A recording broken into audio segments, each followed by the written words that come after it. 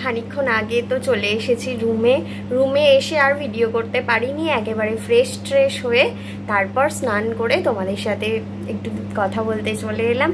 তো আমরা এসেছি, আমাদের ট্রেন অ্যাকচুয়ালি আসার কথা ছিল বোলপুর স্টেশনে 11:35 সকালবেলা, কিন্তু ট্রেনটা একটু লেট ছিল, তাই প্রায় 11:55 বা 50 এরকম সময় আমরা বোলপুর স্টেশনে নামি। এবং বোলপুর স্টেশন থেকে টোটো ধরে 2.5 কিলোমিটার দূরেই ছিল আমাদের হোটেল। কোন হোটেলে আছি কি নাকি এর রুম ট্যুর সব কিছু তোমাদের দিয়ে দেবো, তোমরা পরবর্তী ব্লগগুলো অবশ্যই ফলো করো। তার জন্য এখন আর হোটেলের নাম বলছি না। এখন তো আমরা লাঞ্চ করতে, খুব খিদে পেয়ে গেছে। সকালবেলা তো ওখানে হাওড়া স্টেশনে একটু খেলাম ছোলে বাটুরে, তারপর ট্রেনের মধ্যে ওই স্প্রিং রোল, লেস এসব খেয়ে আছি, তো স্বাভাবিকভাবে খিদে তো পাবেই। এখন আজকে হোটেলেই লাঞ্চটা সেরে নেবো, লাঞ্চ সেরে নিয়ে একটু বেরোবো, বেরিয়ে তো অবশ্যই তোমাদের সাথে ব্লগগুলো শেয়ার করব, কোথায় যাচ্ছি এবং সেই জায়গাগুলো কীরকম সেগুলো অবশ্যই শেয়ার করব। তো এখন চলো খেতে যাই, খেয়ে এসে তারপর যখন বেরোবো বেরিয়ে তোমাদের সাথে কথা বলবো। এখন খেতে যাই। দেখো আমরা এসে গেছি এখন লাঞ্চ করতে। তো অ্যাকচুয়ালি আমরা যে হোটেলে আছি সেই হোটেলেরই এটা নিজস্ব রেস্টুরেন্ট। অসাধারণ রেস্টুরেন্টটা, মানে দেখলে অ্যাম্বিয়েন্সটা এত সুন্দর, আর এখানে সব রকম খাবার পাওয়া যায়। অমিত তো এখন মেনু কার্ড দেখছে, ও কি মেনু আছে, তো কোনটা অর্ডার করবে সেটা এখনও ডিসাইড করতে পারিনি। আলটিমেট কিন্তু আমি ডিসাইড করব যে কোনটা আজ লাঞ্চের জন্য অর্ডার করা হবে। তো চলো খাবার অর্ডার করে দিই। খাবার আসলে কি অর্ডার করছি সেটা তো অবশ্যই তোমাদের সাথে শেয়ার করব, তোমরা দেখতে থাকো। দেখো আমাদের লাঞ্চ এসে গেছে। আজকে লাঞ্চে আছে বাসন্তী পোলাও আর হচ্ছে মাটন কষা, এইটাই আমরা আপাতত অর্ডার দিয়েছি। আর লাস্টে ইচ্ছা আছে একটা আইসক্রিমও অর্ডার করব।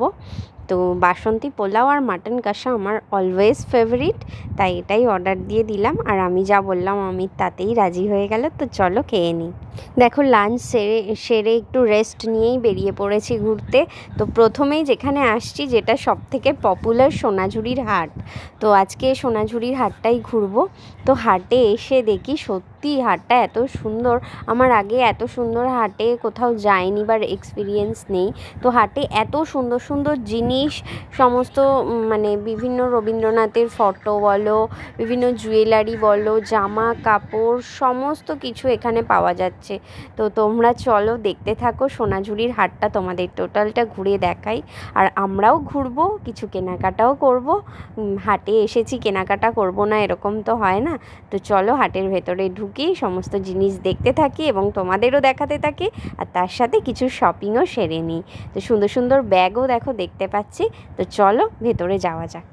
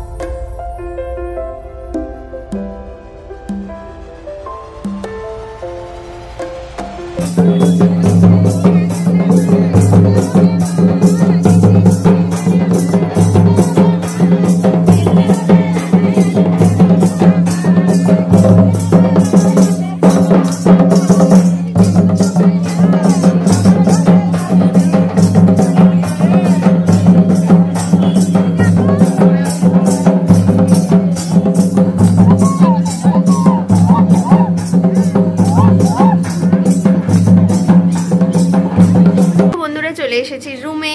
তো ফার্স্টে লাঞ্চ সেরে গিয়েছিলাম হচ্ছে সোনাঝুরির হাটে।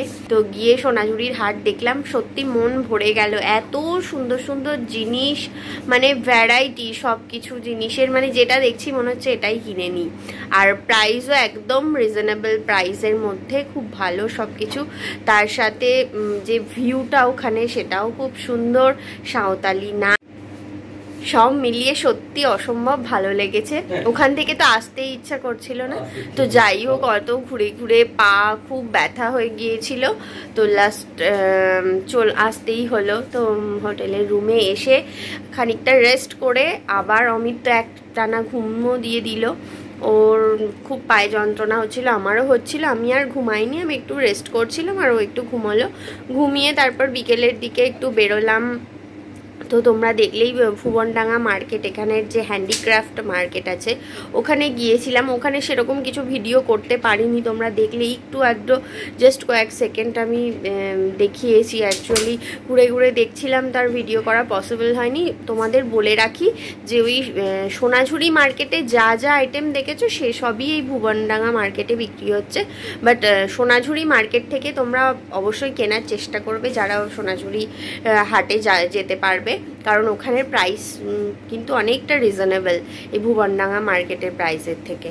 তো যাই হোক, ওখানে ঘুরে ফিরে তেমন একটা কিছু কিনিনি, দু একটা জিনিস কিনেছি মার্কেট থেকে। তো মোটামুটি যা যা কেনার আমি সোনাঝুরির হাট থেকেই কিনে এনেছি। দরকার পড়লে কাল আবার যাব, আবার বেশ কিছু জিনিস কিনে আনবো। তো যাই হোক, তারপর মার্কেট ঘুরে চলে এসেছি রুমে। এখন একটু রেস্ট করছি, এরপর ডিনারের অর্ডার দেবে অমিত। হোটেল থেকে এই হোটেলের ডিনার অর্ডার করবে, ওরা রুম সার্ভিস দিয়ে দেবে। তো আর কোথাও বেরিয়ে খাওয়ার ইচ্ছা হচ্ছে না, এতটা টায়ার্ড লাগছে। আর এর মধ্যে অমিত একটা গাড়িও বুক করে ফেলেছে।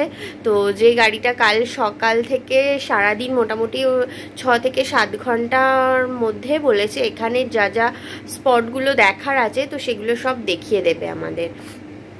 তো কালকে কথা হয়ে গেছে, বেরোতে হবে সকাল সকাল। তারপর কালকেই আমাদের আবার ফিরতেও হবে, ফেরার টিকিটও কনফার্ম হয়ে গেছে। তো তাই আজকে আর বেশি রাত করব না, ডিনার করেই শুয়ে পড়বো, একটু রেস্ট করব। কারণ আজ ভোরবেলায় উঠেছি, সেই 4টের আগে উঠেছি, সকালের ট্রেন ছিল বলে। তো আজকের কি ডিনার অর্ডার করেছে সেটা তোমাদের সাথে এক ঝলক শেয়ার করে দিচ্ছি। আর শেয়ার করার পর আজকের ব্লগটা কিন্তু ডিনার করে আর একটু তোমাদের সাথে কথা বলেই ব্লগটা এন্ড করে দেবো। আর তোমরা কিন্তু ব্লগটা কন্টিনিউ দেখতে থাকো।